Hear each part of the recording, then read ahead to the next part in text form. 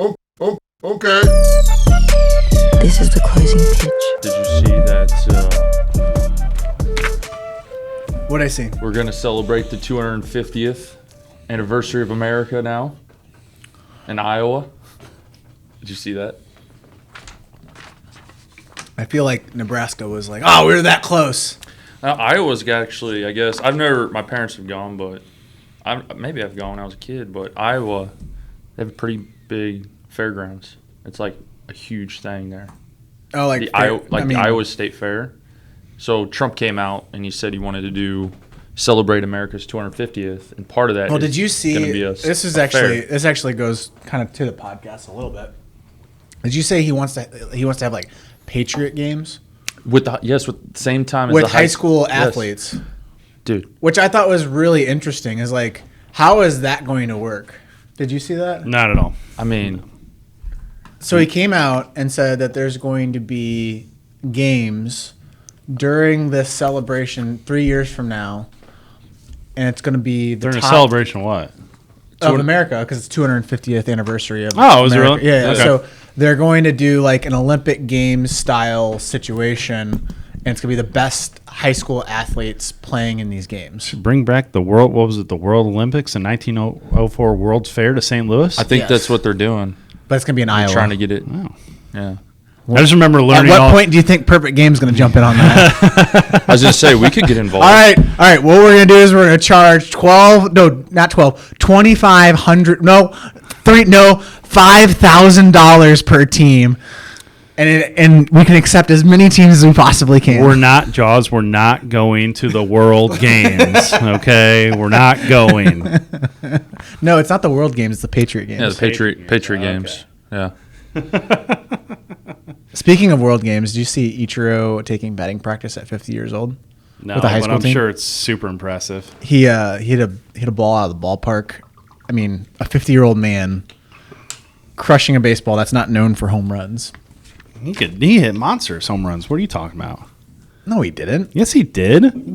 What I mean, planet are you living he just on? didn't hit a ton, but Look, when he got him, he got him. Go on Baseball Reference right now. I'll see how many. No, home runs I'd he rather hit. go on So YouTube. we're recording now, right? Welcome to the podcast. We're 10 minutes in. Ryan. We are. Is this what No, it's we're not like 10 here? minutes in. Because I want We're to like make 4 sure. minutes in. I want to make sure we give Waterloo a shout out, just in case, Spiker. Is this your NIL deal Yes. or what? Who knows? Waterloo may want to invest in the Tigers one day. Free water for Tigers. All right, Ichiro. No, why are we going on YouTube? Let's see how many home runs he hit. I want you to see a bomb. Oh, stupid ads getting in my way. Why do you? This Why is dude your could ad hit- Norwegian wool? I don't know, because maybe I'm a fan of it. All right, let's see this. The dude hit tanks. No, he did. Tanks. All he needed to do was get the barrel out front. Tank. Oh wow. Launch job. Way out. You're welcome. Wow. Well, okay, go to his stats. How many home runs do you think he hit, Ro? I bet you he didn't hit over 10 home runs in one season. Total No. In one season. Like, what's his top season? 12. I Total say 89. I say he didn't get over 10. I'm gonna say total 89 home runs. He hit 117 total, Dang, that was close. and his biggest one was 15. Oh, wow. I was real close. Wow. 15, but his career batting average was only 311. Only. What we had like 5 guys total this year in MLB hit over 300. It's a shame that Ichiro wasn't in the league earlier. Was that still the rule where players from over in China and Japan had to play professionally over there until like 25 like it is now? I'm not sure. I think that's still a rule. That's why like Ohtani didn't come over until later on in his career but then that young kid who signed over here, I think he's going to, where is he going? He's in college now as a freshman, but he's like 16 or 17. Isn't he at Stanford? Stanford. That's right, Stanford. But he did that so that he could avoid, because he's like the next big thing coming up, evidently, over there. And so like he could avoid having to stay over there where he'd make legitimate money, like good money, but he'd have to be over there for until 25 before he's eligible to, I guess maybe MLB and their organizations over there have an agreement that they're not going to like steal their players or whatever. I don't know how that works. Like. I don't know how that works, or maybe it's just that they say you are not eligible to go over and play in a foreign league until a certain age time period. But that's why he did it, so he can literally be eligible. So he never played in that league. So he's going to be eligible at age 20 to get drafted instead of 25 to start getting paid. What do the Japanese players typically get paid? Do you know? That's a great question. I don't know. Go to Perplexity. It'll come up faster. What is Perplexity? Yeah, what is it's AI, of course. Shocker. I've never heard of Perplexity, Dave. Or Spiker. It's way better than Google. Average Japanese baseball player salary.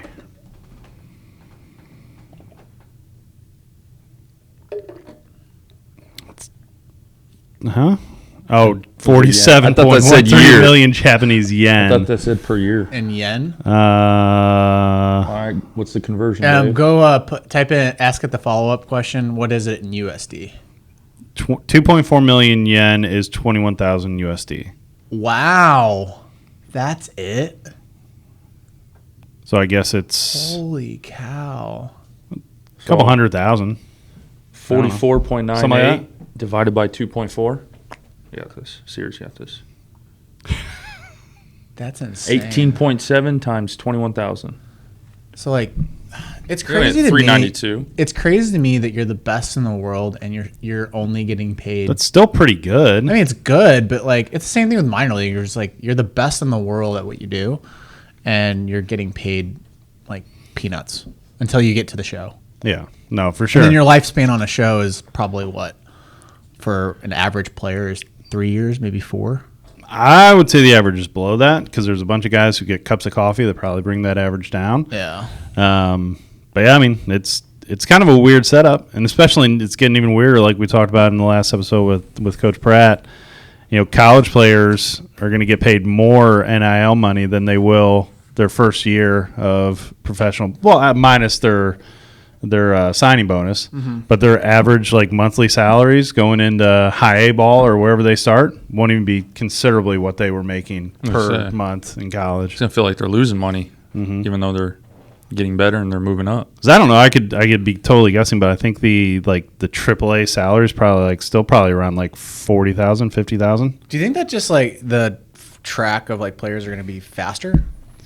I think so. I think. You mean faster getting from college up to the league? Yeah, because you're banking on dollars. You're gonna stay in college because you're gonna get paid better, and then you're not gonna make that move until you absolutely have to. I mean, if you're investing in talent at the college level, like heavily, it would make more sense to get him to the league faster. I mean, like you said, marketing dollars. Yeah. Than it is to just kind of drag your heels on that player. So. I think it is going to fast track it. Because players will then, if they're staying, if players are staying, I'm just thinking like those juniors that don't go and they stay for a senior year. Oh.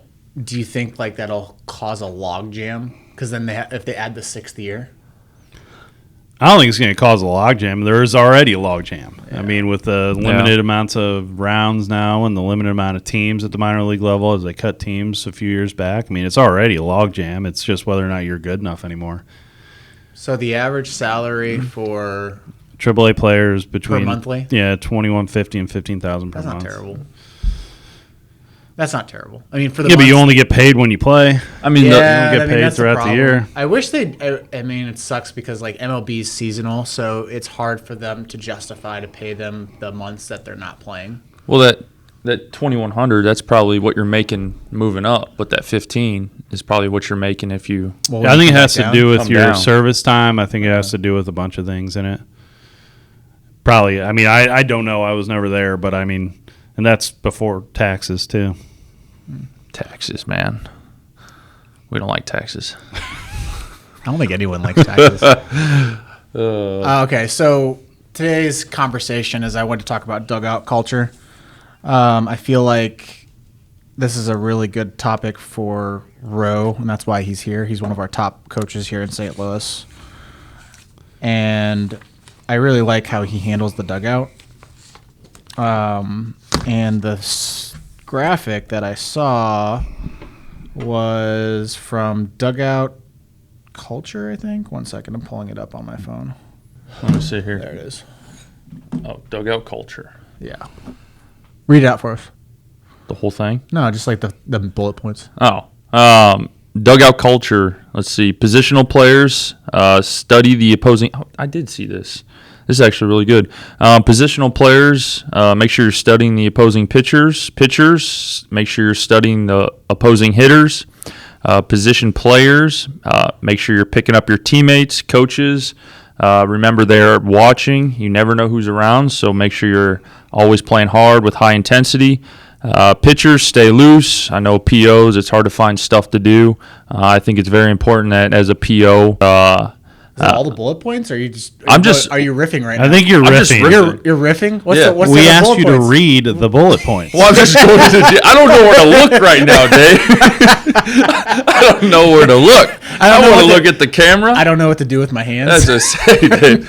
Oh, I thought you wanted me to go into detail. An expose on okay, well, right catches, be ready. I just want the bullet points. This is a podcast. We're going to talk about this. Well,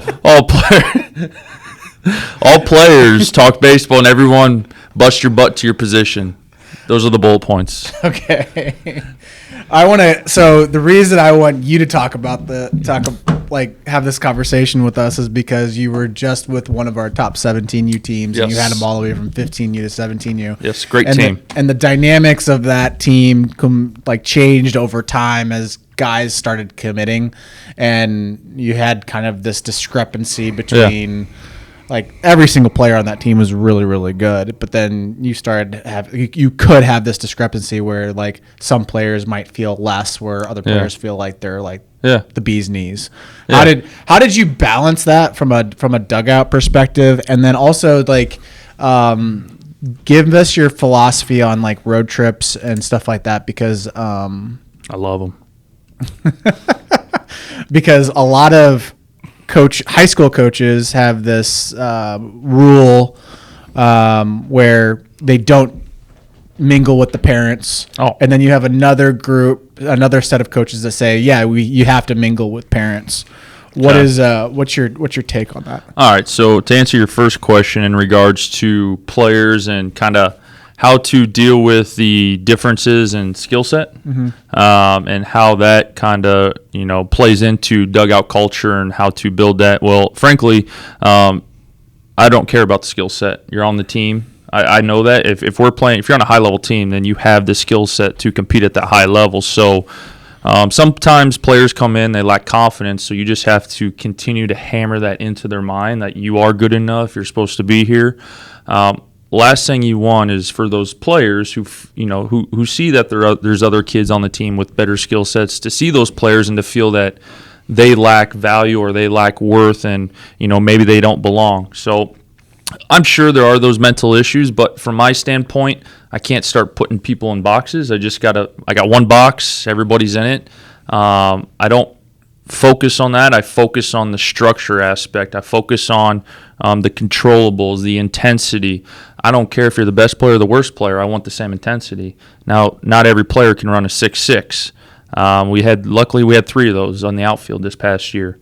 But if you run a 7'5", you run a 6'6". I want a 6'6". I want the best 7'5" you can give me. I don't want somebody who can run a 7'2", finishing a 7'5". That's not what I want. I want guys who can compete at a high level, high intensity. So, again, if you focus on the structure, the routine, the controllables, and you help instill that in the players, in turn, they tend to bring out the best of their skill set. So they tend to play at their potential. In that case, they're all good enough to be there. It's just they need to learn how to play with their potential, and that's when you start to unlock different things. Especially they start making plays they never thought they could make. I was lucky and blessed enough to be able to coach this team where there are 4 or 5 guys going to Mizzou, 1 to Army, 1 to Cincinnati, 1 to Crowder Junior College, which is a well-known junior college, Truman State, and some other colleges as well, and still some guys who are waiting to commit. But regardless, being able to get the guys on the same playing field mentally is the most important thing, because again that always trickles into the dugout. At the end of the day, we're all here for each other. As much as it is individual, because we're all trying to get somewhere, we can't get there unless we work together. Because again, I've been on teams where guys are more focused on themselves, and what happens is, you get going. It's a cancer. You can't do it. It's a cancer. You got to work as one in order to progress as an individual. Is that the personalities? Like, do you think that's a coaching problem when someone becomes super selfish on a team, or is that the player's problem, and then you have to like kick that player off the team? I guess it's like a staffing question in general. No, it's. I think it's awareness. Number one, I think it starts at home. To be honest with you. Mm-hmm. But I mean, you can't really control what's going on at home. Like exactly. all you can control is like what's with the team. So like, do you? I guess let me rephrase the question: is do you think that you could take any player with any personality and be able to put them into a cohesive group? Yes. Yes, because if they don't fit in, then they won't come back. But that's the thing. I don't. So you think they'll self-cut themselves? Yes, but it's not to that. I mean, they do it at the college level. They do it at the professional level. It's not to that extreme at this level, but it's one of those things where, again, you got to be mindful as a coach, especially at this level, because you are dealing with younger minds, younger undeveloped minds. So it's not like a harsh thing where you're saying, you're done, you're not coming back. It's hey, a sense of self-awareness. If you see somebody kind of stepping outside the gray a little bit, like there are boundaries, but there's a lot of versatility. There's a lot of gray area within those boundaries. I'm okay if you stay within the gray, but it's when you cross outside that gray is when you tend to cause issues, and then, you step outside, I'll let you know. I think it's just constant, staying on top of it, a sense of awareness of when there are issues, and then if it continues to be the same player, obviously he's going to feel that because you're going to be tougher on him. You're going to use him as an example. And I've honestly, in all the years I've coached, I've never had a player leave. I've had players quit, but that's for things off the field, not on the field. So, I mean, I've never really had any issues in regards to that, but I do think it starts with the self-awareness. It starts with, you got to have a purpose for being out there, number one, as a coach. If you're just out there to write the lineup, then you're going to be completely blind to all these realizations and all these signs that are happening. I mean, when you build a team, it's not about building the greatest team ever. It's just about establishing a strong culture focused on the controllables, focusing on you as an individual, your own individual controllables. That way they leak into the team, but dude, I've had teams at the lower level that we've done extremely good. Doesn't mean that we're gonna. I've had lower level teams. We can't compete with the higher level teams, but we're able to compete at our level, and that's the important thing. So, so how many hours do you put in? Do you think, like, from a lineup perspective versus, like, really figuring out the personality of the players? Like the X's and O's versus like the person. The Jimmies and the Joes. Connecting with the player. Yeah, like, a lot of guys think like, strategy is what's going to get us wins. Versus, no. You thinking about, okay, if I have this conversation with this person, I have to make sure that I follow up with this person later on. So like strategically keeping guys in the loop. Yeah. I think it's important to keep guys in the loop because there's constant moving parts. I always put myself in my own shoes from when I played and thinking about what happened then and what would I, as a appreciated. Player, what would I have appreciated? What would I have done differently, if I was the coach and, back then. And I don't know, it's easy for me to kind of peer into the past a little bit. And I get to know the players in the sense that I just let them kind of be themselves. I tell them right away, like, an important part of this culture is allowing you the space to be yourself and not feel like you have to be a robot. I want you to have a little personality. It's okay to have a little swag. Okay, it's knowing when it's going too far, when the swag outweighs the intensity. Obviously, we want the intensity to outweigh the swag. It's allowing the players to be themselves, to let them know they're going to fail. It's okay. I really don't care about your failures, in the sense that you're learning how to work through the failures, and you're not just failing and pouting. That shit gets me going. Do you think I do not like that? Do you think that's why like John Wooden and Phil Jackson and like Bill Belichick, like you name the top coach, do you think that's why they're really good? Yeah, 100%. I was just about to jump in and say, like, I would literally say if you're putting it on, like, a percentage amount of how much you focused on, like, the culture, the players, the that side of it versus the X's and O's, I would literally say you're probably like 90% over here with the players, the culture, everything else. That's where all your teachable moments are. That's where you're trying to instill certain values in them and ways that they play the game and go about themselves. And the lineup, whatever, that takes about 2 minutes to do. The game strategy in the game, like I know there are guys that go way into that and want to do all kinds of moving parts with it, and that's fine. And that certainly plays a role at certain levels. I think at the levels that we all coach at, I think that there's way more time spent over with the player, the culture, the routines, the structure, because that's the thing that they really don't understand. And they come in, even from the youth level to high school especially, that's one of the hardest things that they don't necessarily get, like a pregame structure, how to show up at the field, how to look, how to act as a teammate, all the things that you instill as a culture. They don't understand that, but they have to understand that if they want to, let alone be a good high school varsity player or anything at their high school level or get into college. They have to understand that. So you got to teach all that, but also with the understanding that we're in an individualistic culture, especially in baseball. Everybody's looking at their own stats, their own exit velocity, their own pitching velocity, their own personal trainers, their own accolades, and tournament MVPs, and everyone gets a ring and this and that. So you're trying to break that down to a certain extent while moving them into the team culture mindset. Yeah, and speaking of stats, one thing I know we've all noticed this is your individual stats go up when the entire team is doing well.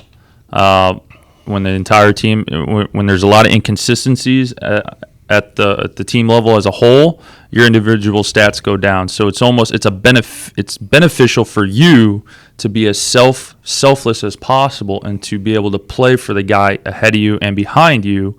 Whereas if you just play for yourself, you're not going to get the result that you're looking for. It's actually going to be it's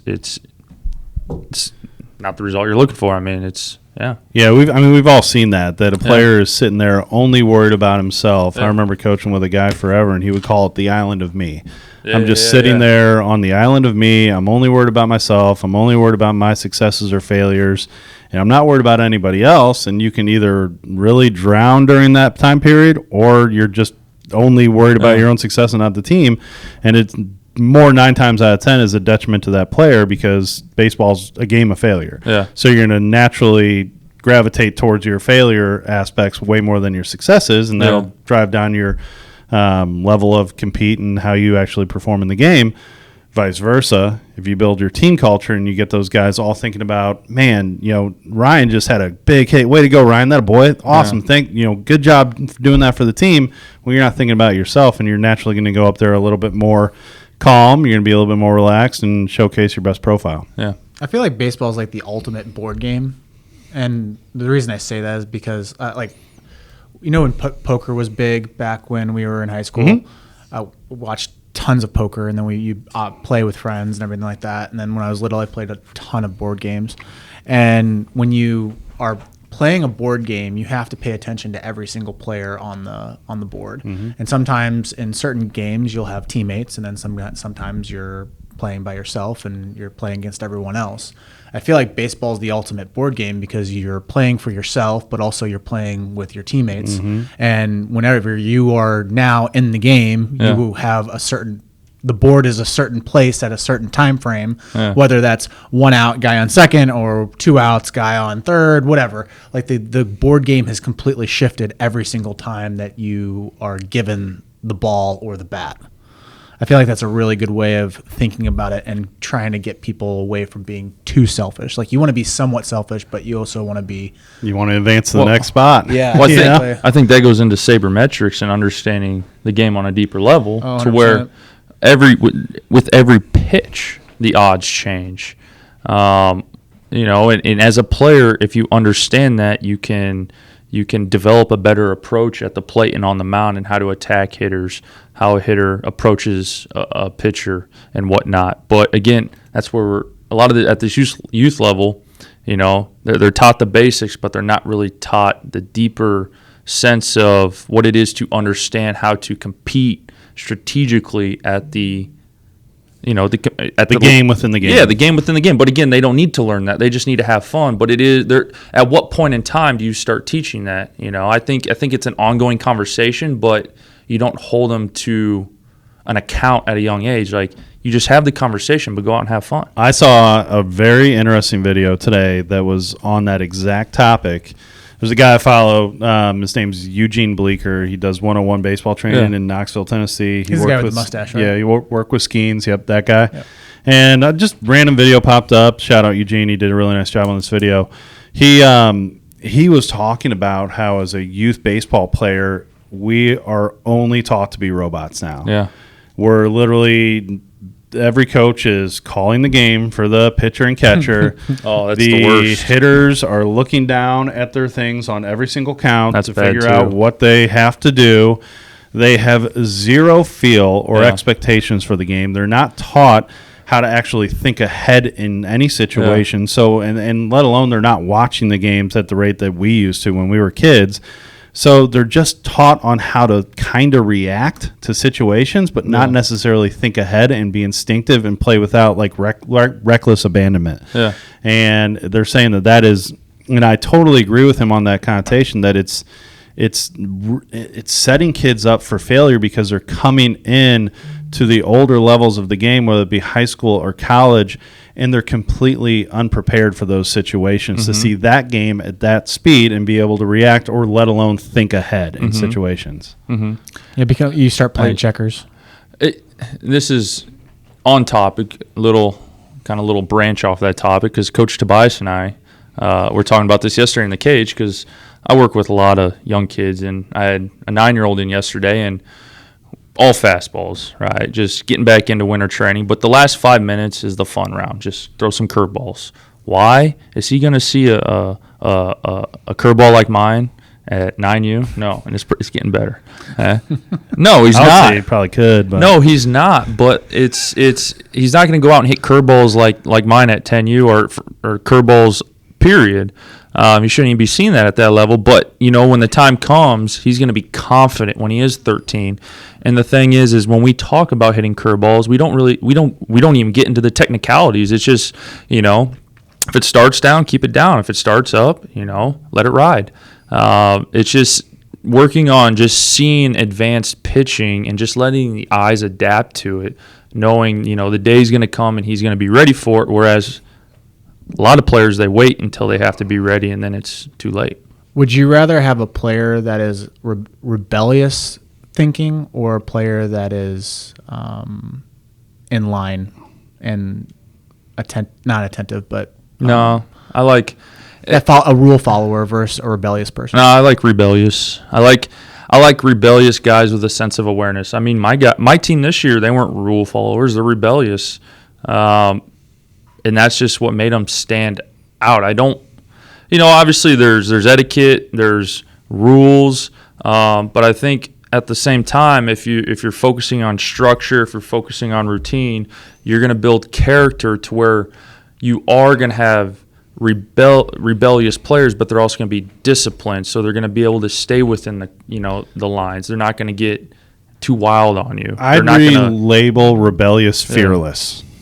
Fearless. That's a good word. I like fearless. I want guys that aren't afraid to fail. They're not afraid to push boundaries. They're not afraid to go try new things. They're not afraid to try to make a miraculous play. They're literally fearless. And I'd much rather have that than the guy who is not willing to even step a foot over that line. Well, I think that's more hard-heading. That's being more hard-headed.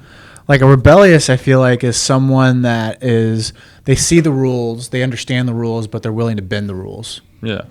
I would rather have, me personally, I would rather have someone that looks at a rule and thinks for themselves and said, you know what, I think I can kind of do it this way and kind of step over the line just a hair. But I don't want that person, when I say rebellious, as being hard-headed and saying like you're an idiot. Right. It's more of being they walk to the creative. Yeah, they just kind of walk to the beat of their own drum. Like rebellious, like they still communicate with you. They're on time. They do everything, but like on the field, they're themselves. They don't allow. They're not saying, "Oh, I got to do this perfectly." I guess that's how good coaches are able to get the personalities of like a Michael Jordan and a Dennis Rodman and a Scottie Pippen. Those are all three different personalities playing and Steve Kerr playing well together. I mean, Randy Moss was with Tom Brady. Sure. Two totally polar opposite human beings. Well, let me give you a point to that. So that's where like you got let's put two coaches out there, okay? Two examples.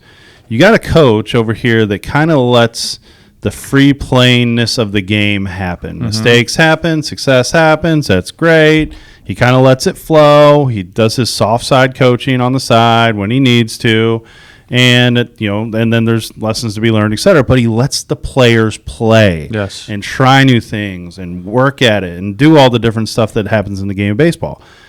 You got Coach B, who we've all seen this guy, who after every single thing is nitpicking, yelling, correcting. This has to be in total, utter control of every aspect of that game. Yeah.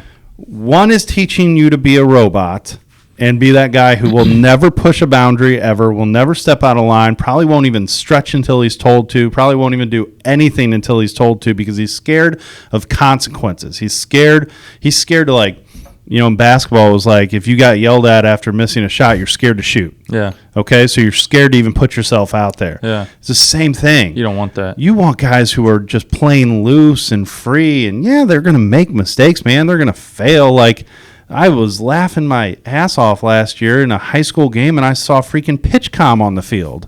At a high school game, we got pitch comm where the coach is sitting in a dugout communicating pitches to his catcher and his pitcher. And I'm like, what are we teaching him? I feel like that's an ego thing. I feel like that's, and this is just generally speaking, but I feel like that's an ego thing from a coach's personality where you feel like now you're the coach, you have to be involved, overly indulge, like overly involved, like you have to dictate. Whereas really, you're just there to set the guidelines, and then just you're just kind of like the cowboy. You're just herding, and you're just making sure they stay within the lines and they're moving in the right direction. But you have the freedom. You're giving them the freedom and the space to do their thing. I'm not gonna lie. If I sat and literally called every pitch of every game in the summer, I'm not trying to toot my own horn, but I'm much smarter than high school players are. Yeah. I could probably impact and change 4 or 5 games. I could probably win our team 5 more games. And now most parents would be like, well, that makes sense. Why wouldn't we do that? Why wouldn't we want to win more games, Coach? Yeah. Why wouldn't we want to do those types of things? I wish I wish we could do – I don't want to lose this thought. I wish we could reverse the pitch comm to where the catcher puts it in and then calls the pitch. And then the coach can know, like, okay, he saw that, he sees the pitch before it happens, because then now it's more of a teaching moment. Sorry, go ahead. And I would, like, again, most parents or whatever, and people out there would be like, well, like, hey, you're an idiot. Like, why don't you want to win more? Like, that you're going to win more championships. You're going to win this. To me, it doesn't outweigh the losses of being able to, like, learn the game. Yeah. Like, and you're setting kids up for failure because maybe they're not always going to be relied upon for the coach to do that. Well, they're going to fail. And back to your point, coach is calling it. You must let the catcher learn how to call pitchers. He's going to fail either way. But by you calling the pitches at a young age rather than teaching them how to call pitches, you are putting that failure on the back burner, and it's going to come and it's going to hit them like a, Well, now I'll play devil's advocate with you, Ro. I'll play advocate with you.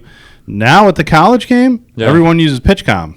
Yeah, well, they also understand to an extent of what they're doing. It's also the coach's job. It is the coach's job, but I mean, you're in college baseball for a reason. I hope you have a sense of an IQ and behind, baseball IQ, especially as a catcher. yeah, the coach is going to call it, but the coach is also looking at data from the dugout too, and you're dealing with pitchers who can throw it on command where the coach calls it. Whereas you're in high school or even younger, you're really relying on that pitcher to throw the ball where you want it to be, and then if he doesn't, you get mad because he threw it up and away, and you called it down and in. And again, I'm playing both sides here, but I think what the point is, you lose out on instincts. Mm-hmm. You lose out on being able to think for yourself, and think out the process of the game, and being able to see plays happen before they actually happen. You miss out on all of that. And so you end up having players who are far too reactionary based, and they don't have they're just reliant on what they're seeing, and then what happens if something's different? What happens if it doesn't go according to plan?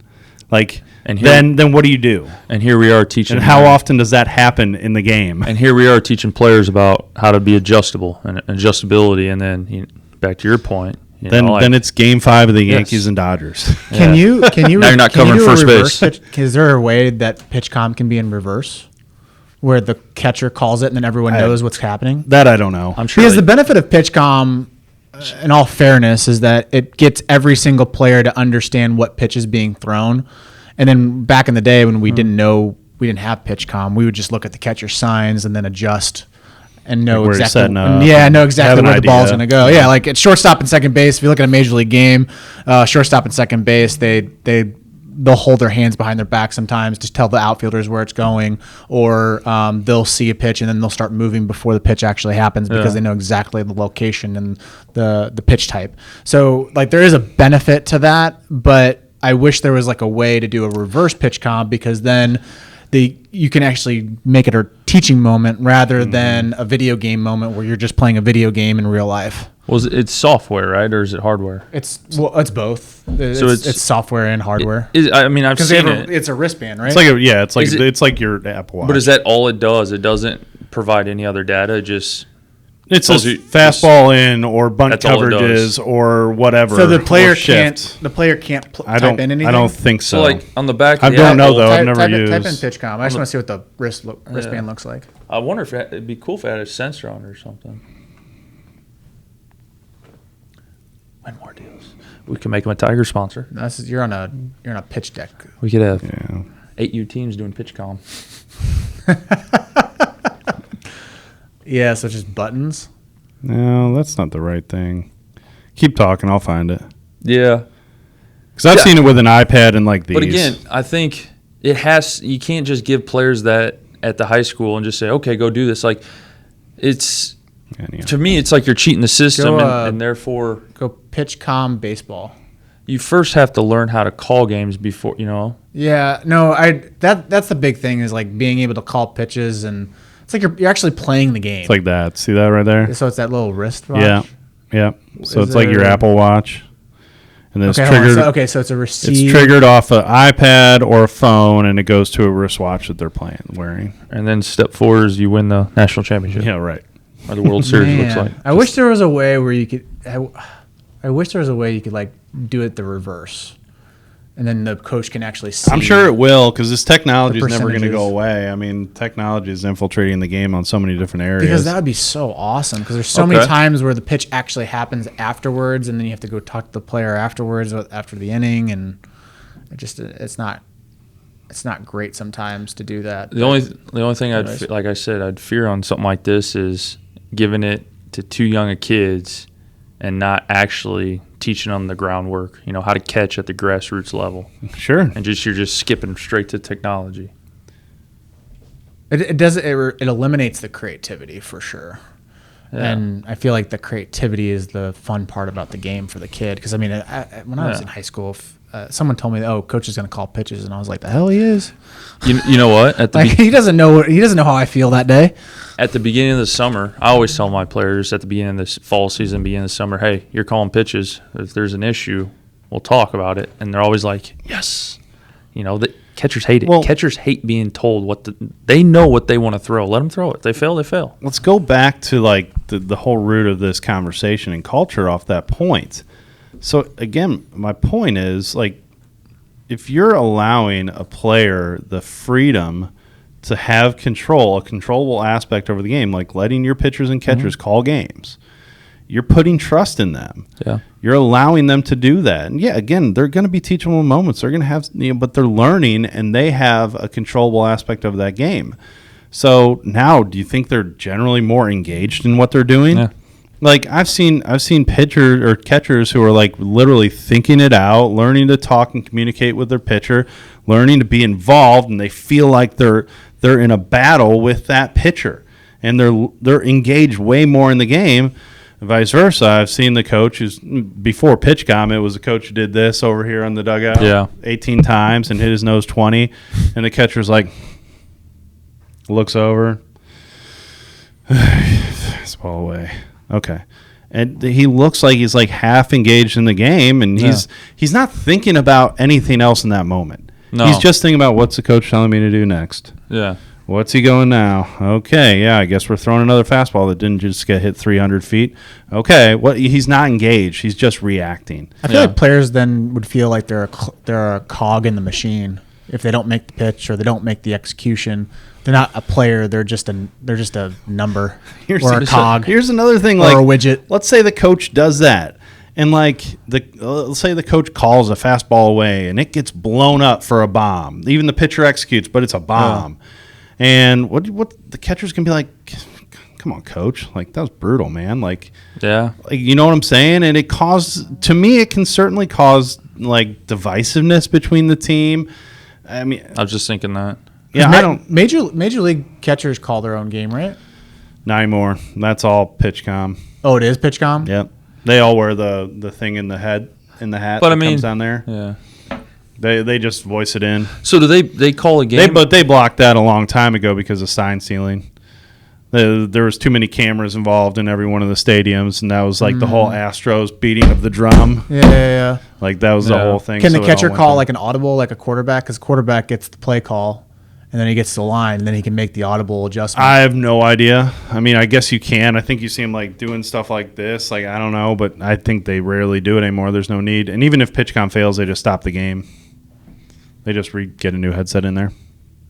That's insane. But that's like on a whole different level. Yeah, I mean, like you're dealing with there's cameras, millions of dollars at stake. There's totally different things there. Like, if you look at baseball as a whole from beginning to end, each level of play comes with different skill sets per se, different technologies, and different aspects to learn. And I think if you don't learn what you need to learn at that, the 8 to 9U level, the 8 to 10U level. It's going to be hard to call your own pitches from 11U to 13. So I think, when someone gets paid, it starts muddying the waters a little bit on like what you cannot do. Yeah. And that's why I think like amateur status is you're dealing with careers. That's all about development. Yeah, it's all about development. Not wins and losses. It's actually it's the game. It's the true game itself, where how it was supposed to be played back in the days. I mean. In the 1910s and 1920s, all those guys had part-time jobs, and then they would go to the game and go play and then go back to their jobs. Well, listen, there are certainly levels of this game where wins and losses matter more than anything else. Like, there's no reason to not say that at college and professional levels, wins and losses matter. And they matter for your roster positioning for next year. They matter on the coach's job, the salaries. It matters on what you end up getting paid. And now it's getting paid in college. We've talked about that. It matters there. At every other level, to me, it's all development. And so if you don't preach culture, if you don't preach structure, if you don't preach resources, if you don't preach teaching, and you're only focused on winning and losing, you're not setting those kids up to then be successful. Winning and losing matters. How do you manage when guys are getting recruited? How do you manage the parent aspect of it? Because like that starts getting a little muddy too. I've never had any issues. So like in regards to just like jealousy and like, my kid's not getting looked at, or that scout walked away when my kid came up to bat. Oh, that's just being honest with parents. I think. Do you think that's why you never had issues, because you're just brutally honest on where the kid's at? I'm not brutally. I'm only brutally honest if I've tried, not explaining, but having a conversation with them multiple times and still not getting through. Then I'm brutally honest. But I'm honest. But yeah, I think it goes back to the second question you asked me at the very beginning, how the interactions are with parents. And I feel like you avoid a lot of problems if you try to engage with parents throughout the year. And the more engagement you have with parents, the more conversations you have. And those conversations can go from anywhere from, what you ate for dinner last night, how your week was, what vacation was, and then that just kind of carries over into recruiting and baseball, whatnot. And it's just building that bridge of trust and honesty. Again, I've had guys that play at high levels. Are right now recruited by SEC schools, and guys who are going NAI in the past and playing junior college and Division II. It's like at the end of the day, you're playing baseball. That's what you wanted to do. Everything else is what you give meaning to. So it's like, again, back to the parents. Parents like to have a good time. They do, especially on road trips. I've learned that. They don't. It's so much more about the parents it's more about the kids, but the parents want to enjoy their time. They don't just want to go to a game, sit, watch, go home, go to a hotel, or go to a hotel, sit down and do nothing. I mean, it's every team I'm on, the parents are right here. They're always hanging out. They're always together. I mean, there's countless times where I'm in the lobby with them and whatnot and enjoying it, talking baseball. But I've never had any issues in regards to recruiting and whatnot. I mean, I've had parents that think, have had thoughts, and this is over the course of 8 years. So I've had parents over the 8 years that have, my kid, should be playing at this level. Well, this is what I think. And if, then I'll say, hey, if you want some more advice or, you want to pick another brain, talk to Coach Burkby, talk to Coach Pratt. I think it's important to get multiple perspectives because I definitely don't want a kid saying, oh, Coach Rohmiller said I can't play at this level, so blah. No. I mean, if you want to play at it, you can, but you got to develop for it. And, if you're 17U and only throwing 75, well, you're probably not going to play Division I. I think most coaches in general are trying to get it right because at the end of the day, they want to make sure the player is successful at the next level, but also they want to make sure that the coach that they have really likes that player because it is kind of a goods purchased situation where I bought a Ferrari, so I want a Ferrari, or I bought a Toyota, I want a Toyota. It's like this player that I wanted a shortstop, I want a true shortstop. I just don't want a hitting shortstop. I want someone that can actually defend it a little bit, or vice versa, or whatever. With the players and the parents, I just feel sometimes they are trying to push the envelope on certain things and not realizing like, hey, this is where your skills are placed at right now. Well, just as much as you have to develop the players and the structure and the everything, you have to develop the parents. You have to. It goes into being honest and teaching them about the path and the process that it has to take, whether it's recruiting or the different levels of youth baseball or navigating that process. It's being willing to sit down and have the uncomfortable conversation, but being honest about it. And it's not a detriment. It's not saying anything that's negative or this. It's a snapshot in where your son is at the moment. The snapshots change. It changes daily. It changes yearly, and it's always moving in different directions. But it's your job as a coach to lay out that process. Like, here's where you're at right now. Here's where you need to be, and here's how you need to get there. And a lot of those variables are out of your control anyways in regards to recruiting, the NCAA, what college coaches can and cannot do, roster sizes, what's full, what's not full. It's the unseen things that sometimes kind of prevent coaches from being actually to recruit at a certain time. But I think the other thing too with parents, what I've learned is, and this is what helped me solve problems, is understanding frustration is just a sign of needing more answers, needing more clarification, needing more information. So it's like if you're a coach and your players are frustrated, or an individual player is frustrated, a parent's frustrated, well, the question is why. It's like what information are you not understanding, or can I help you understand? Because again, as a coach, you're not trying to frustrate anybody. Frustration is something you feel internally from not knowing something that you wish you knew. So it's just like, if you feel frustrated, just make sure you ask questions. And again, that's just a sign for you as a coach to see the frustration and say, oh, maybe I need to text this parent on the side, say, hey, you want to talk a little recruiting? Get ahead of it. Ideally. More communication. Yeah, over communication. More communication. Normally, frustrations happen due to lack of communication on both sides, whether a parent feels like a coach is unapproachable or doesn't want to ever talk to the parents, or vice versa, a coach feeling like the parents are out to get him and wants to avoid the parents. So it's more communication that has to be on both sides. Yes. Do you think it's like a vibe or like tempo that you have during each day that you have them? Like you keep the same vibe and same tempo? Dude, like especially these last 3 years with Mac and I, like we were on the road. I mean, we were playing every day. So it's like, and you're only there for 8 weeks, but we played a high-level schedule. We're on the road a lot. I mean, all of July we were gone. So it's like every day you wake up, you're on this high. It's like you're ready to go. You're locked in. You're ready to, you're in Atlanta. You got one game on the day. It's like you got all day to like lock in for this game. And then after you can just release all that, all that whatever it was. But I think it's being able to stay consistent at, with what you're doing and just performing at a high level. I don't know. For me, it's like a sixth sense. I just show up and like my energy just goes through the roof.